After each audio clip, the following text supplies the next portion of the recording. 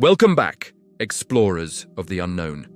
Today, we're not just visiting another ancient site, we're traveling to a place that challenges everything we thought we knew about our past. High in the Andes mountains of Bolivia, at a breathtaking altitude of 13,000 feet, lies a puzzle etched in stone. Puma Punku. Official history books tell us these ruins were built by the Tiwanaku people around 500 AD, a civilization without written language, the wheel or iron tools. But when you stand here, amidst these incredible megalithic structures, that story starts to fall apart. What you see doesn't look like the work of primitive hands. It looks like the aftermath of a cataclysm that destroyed a civilization far more advanced than our own. Could this be physical evidence of a world that existed long before our recorded history began? A pre-Adamic civilization, a world that was, as some ancient texts describe, made void and empty. Let's examine the evidence. Look at these iconic H-blocks scattered across the landscape like giant complex puzzle pieces. They are carved from red sandstone and andesite.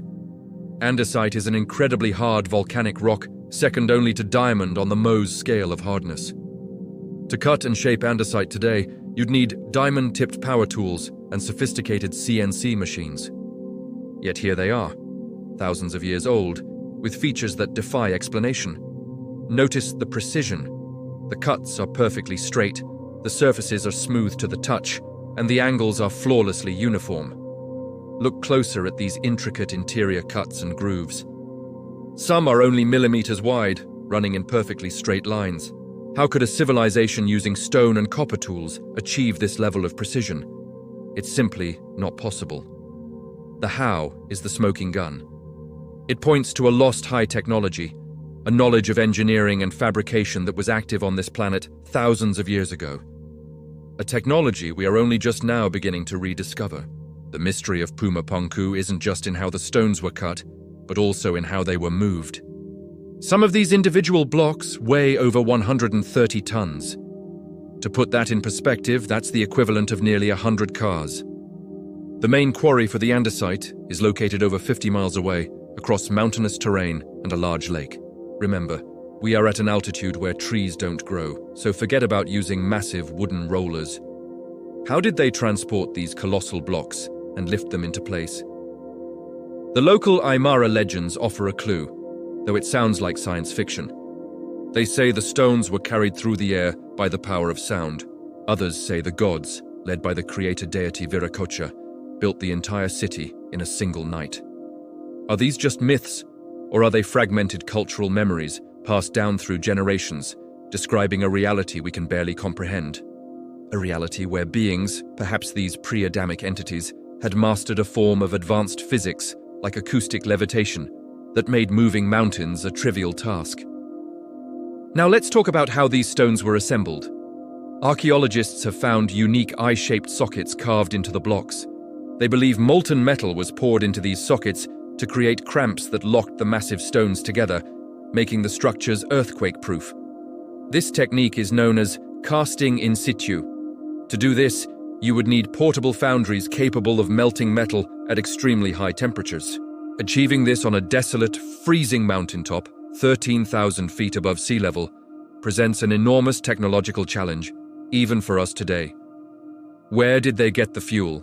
How did they generate that kind of heat? It gets even stranger. Visitors and researchers have reported that compasses behave erratically in certain areas around Puma Punku. Some of the stones themselves exhibit unusual magnetic properties. This has led some to speculate that Puma Punku wasn't just a temple or a ceremonial center. The layout, the precision components, the magnetic anomalies, it all points to something more. It looks less like a building and more like a complex machine. A massive technological installation that was shattered by some unimaginable force. Could this be the physical remnant of the cataclysm described in Genesis 1:2, a destruction that left the world in chaos? Puma Punku is more than just a collection of old rocks. It's a crime scene, a crime against our history. The evidence of a lost chapter of humanity's story is right here, written in stone for all to see. It suggests that we are a species with amnesia. We are not the first advanced technological civilization to walk this planet. There was another, far older, and in some ways far more sophisticated than our own. The ruins of Puma Punku are a stark reminder of what was lost and what we are only now beginning to piece back together. What happened to this incredible civilization? The site appears to have been destroyed by a massive cataclysmic event. The blocks are tossed about as if by a giant hand, suggesting an event of biblical proportions, perhaps a great flood or a pole shift that ripped the site apart. The story of a global cataclysm is found in cultures all over the world. And here at Puma Punku, we might be looking at the ground zero of that ancient event.